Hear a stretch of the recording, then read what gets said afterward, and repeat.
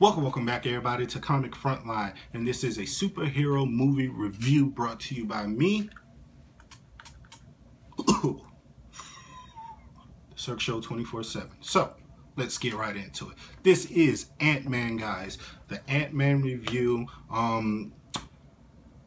I really like this movie a lot. This movie made me get passionate again about Marvel movies, because I was coming to that point in my life where, I go to see the Marvel movies. I'm first one there, got my popcorn ready, and I just leave there just like, oh man, it was good, but it just all feels the same. I still think to this day that the best Marvel movie that they've made is Captain America: Winter Soldier, because it felt different, it looked different, and it was just a great movie. But this movie right here, I don't think it's better than the Winter Soldier, but man, Ant-Man really delivered. I think it's better than Age of Ultron, and I think it just has so much heart to it, and it's just such a small story in this big universe. And it's just good to see something like that, where you just have something that's super small, it's very contained, it's not global or anything like that, and it just hits on all cylinders. And that's why I really enjoyed this movie. It was funny. It was it had a lot of great moments, not only just being funny, just dramatic moments, moments where you care about the characters and stuff, and you felt for these characters, and you understood why these characters did certain things and did certain actions. And that's what I like to see in these superhero movies, especially when it comes to Marvel, because like I said, all Marvel movies are they're all good, but it comes to a point where they just all feel the same, and you don't really feel anything afterwards. Because I went to Age of Ultron like super excited, and then I left it like, it was good. It was good. And this one, I just like, man, I want to go see this again right now at this very moment, and that's what I can say that works for Ant-Man's advantage. Is that it's just like I say, it's a smaller movie. You have this character, Scott Lang. He's just a dad who's not having a great go at it. Everything he does is just bad. He gets out of jail. He doesn't have his wife anymore. His wife is with a cop, which is the worst thing that a guy who just left from jail can have, is have like the stepdad as a cop. And he can't get a job anywhere.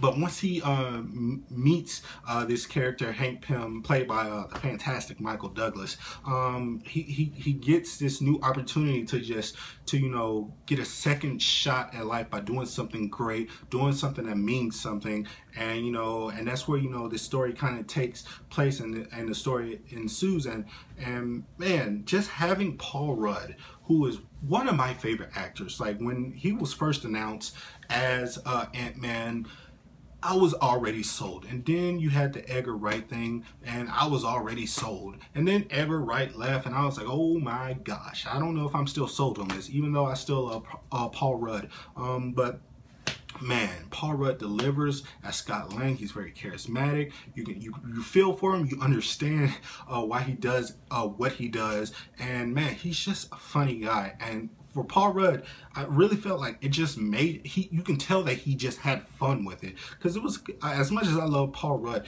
some of his last movies, you just felt like he was just kind of walking through it, And he gets this great opportunity with Marvel to play a superhero, and you can tell he really wants it, and he really wants to shine. He lost a lot of weight. He got pretty ripped for it, and you can tell for a guy his age, he's just having fun with it, and he's loving every minute of it. And that's what I like to see in these actors. And yeah, it's just super exciting, and I'm super proud of him as an actor, just having this and knocking it out the park.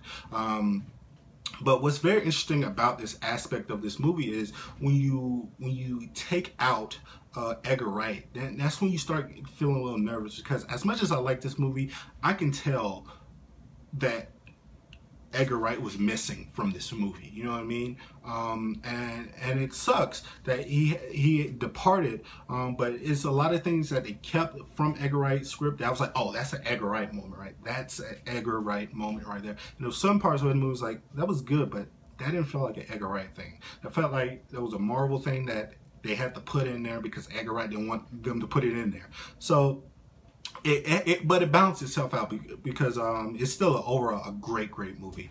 But when you're dealing with like the rest of these characters, like I said, with Hank Pym and you know his issues with his daughter Hope, and how he's keeping the secret of his wife and how she died, and you know how you know the relationship with Hope and how he's just struggling to you know keep his daughter at bay because he doesn't want her to put herself in danger, but trying to keep her in close because he still wants to bond with her. I felt like it was a great moment, and Michael Douglas really showed that, where he was very torn between certain things when it came to his daughter. But yeah, I really liked it. The villain was pretty good. You know, one thing about Marvel movies is that they're very, it's very hard for them to find a great villain. Ultron was supposed to be this great villain that we heard so much about, but he was like, whatever. And I still think their best villains right now are still the Winter Soldier and Loki, and that's one thing they still need to, you know, they need to work on when it comes to Marvel movies. Is really establishing their villains a lot more, and just you know, just you have to care about these villains, and you have to hate them. I hated them, but I didn't really care that much about them, and I feel like you gotta have that great blend with it when it comes to a villain. He wasn't as charismatic as like a Loki or Winter Soldier. You didn't really feel his presence when he was on screen. So you know, he was still good. Don't get me wrong, but I wanted more from him. But like I said, overall, guys, this movie was fantastic. If you haven't seen it, please go see it. I am the Cirque Show 24/7. This is Comic Frontline. This is my first video, guys, on Comic Frontline. Please tell me what you thought. What I should change. Did you like the Dumb and Dumber reference? Whew, that's very good. But yeah, as always, this is Cirque Show 24/7.